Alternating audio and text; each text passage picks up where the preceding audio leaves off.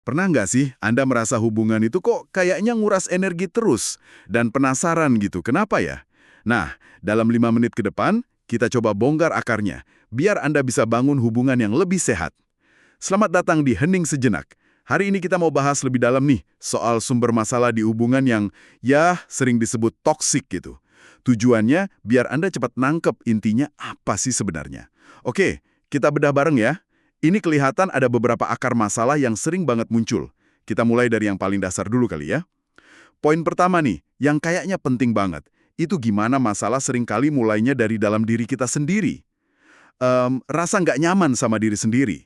Atau mungkin trauma lama gitu. Katanya bisa bikin kita susah sayang sama diri sendiri. Betul banget. Ini tuh soal fondasi internal kan. Kalau kita sendiri belum damai, gimana ya, belum utuh gitu sama diri sendiri, ya susah mau bangun hubungan yang sehat di luar. Jadi kayak fondasinya goyah duluan. Nah, itu nyambung banget loh ke poin berikutnya, soal ketergantungan sama validasi dari luar. Oh iya ya, yang butuh pengakuan terus itu ya. Betul, jadi kayak ngerasa berharga atau cukup tuh kalau dapat pujian atau persetujuan dari pasangan atau temen. Kenapa ini jadi problem sih? Iya, karena rasa berharga yang sejati itu kan datangnya dari dalam diri kita sendiri ya idealnya. Kalau kita gantungin itu ke orang lain, wah kita jadi rapuh banget, nggak pedean gitu. Ibaratnya kayak bangun rumah di atas pasir, gampang goyah. Masuk akal. Terus, ini juga berkaitan sama emosi yang kadang nggak terkontrol. Misalnya, keinginan buat seneng terus-terusan. Atau sebaliknya, gampang banget marah, gampang iri. Itu gimana dampaknya ke hubungan? Itu seringkali karena kita belum bisa ngelola pikiran negatif atau rasa cemas di dalam diri. Kalau badai di dalam nggak kita atur ya kecenderungannya kita tumpahin keluar kan. Akhirnya ya bikin menderita diri sendiri plus orang lain di hubungan itu. Ini nunjukin pentingnya kecerdasan emosi loh. Menarik, menarik. Jadi kayak berurutan gitu ya, dari dalam gak beres, terus cari pengakuan luar, emosinya jadi nggak stabil. Terus ada lagi nih, terlalu dengerin omongan orang, takut dinilai jelek gitu. Nah ini nih, pengaruh eksternal yang kuat banget. Rasa takut ini bisa bikin kita jadi nggak otentik, nggak berani jadi diri sendiri, nggak berani ngejar apa yang penting buat kita. Semuanya demi diterima orang lain. Jadi kayak hidup buat menuhin ekspektasi mereka aja. Dan ini bisa nyambung ke soal dinamika kuasa yang nggak sehat ya. Mungkin satu pihak jadi dominan banget atau suka ngontrol. Ya, sering banget ini soal kontrol dan ekspektasi yang nggak realistis.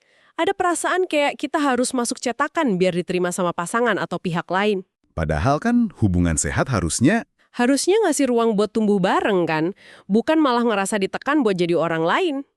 Ini soal keseimbangan dan saling menghargai sih intinya. Bener banget. Terakhir nih, ada isu kurang percaya diri. Gimana ini perannya? Wah, kalau kita nggak yakin sama kemampuan diri sendiri buat hadapi tantangan hidup, atau ngerasa nggak cukup berharga, itu pasti merembet ke hubungan.